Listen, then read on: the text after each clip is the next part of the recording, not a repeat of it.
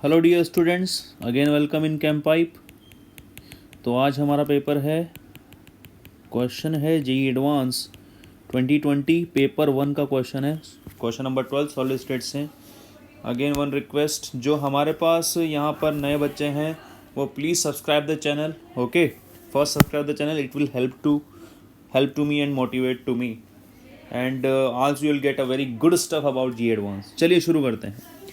देखिए क्या बोल रहा है, the cubic unit cell structure of a compound containing cation M and anion X is shown below compare to the anion.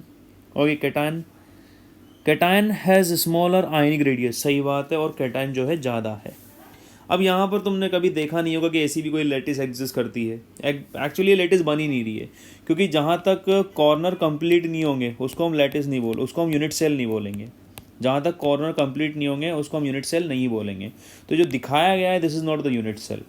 Okay, यहाँ पर जो दिखाया गया है it is not unit cell. Unit cell पता है क्या है, इसको थोड़ा सा और एक्सटेंड करो। ओके, तो जैसे एक्सटेंड करोगे यहाँ पर थोड़ा सा, जैसे ही तुम इसको एक्सटेंड करने वाले हो कुछ इस तरीके से, ओके, तो हमारे पास यहाँ पर क्या हो जाएंगे, ध्यान से देखना,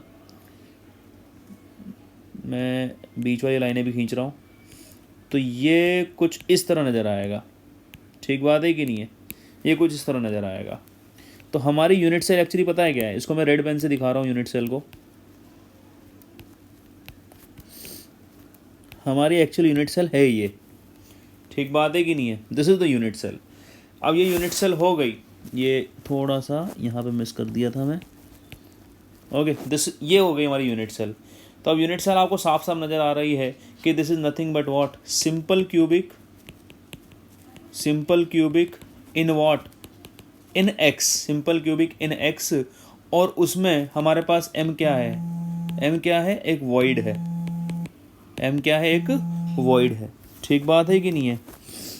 चलिए, तो अब वो अगर तुमने सिंपल क्यूबिक माना तो जो वॉइड होगी वो ऑब्वियसली क्यूबिकल वॉइड होगी, ठीक बात है कि नहीं है।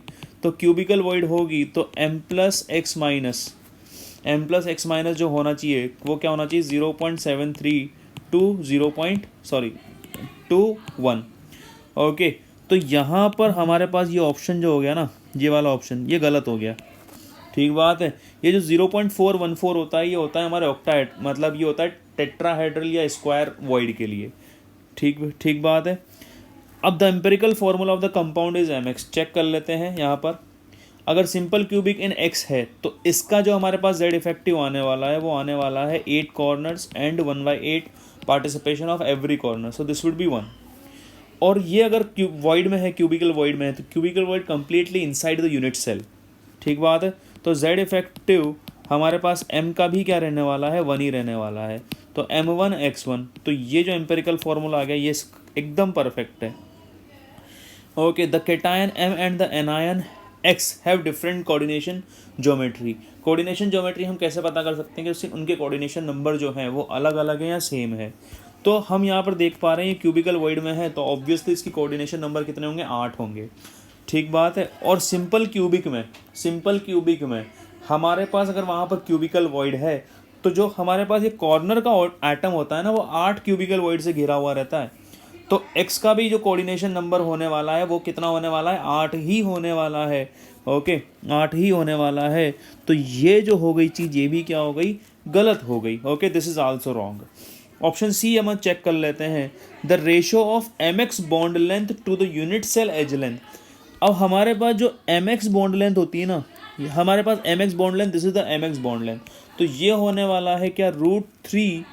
देखो पूरा बॉडी डायगोनल कितना होगा, पूरा बॉडी डायगोनल होगा हमारा √3, पूरा बॉडी डायगोनल होगा √3। तो m एंड x के बीच की जो दूरी होगी वो क्या होगी, √3/2 ऑफ a।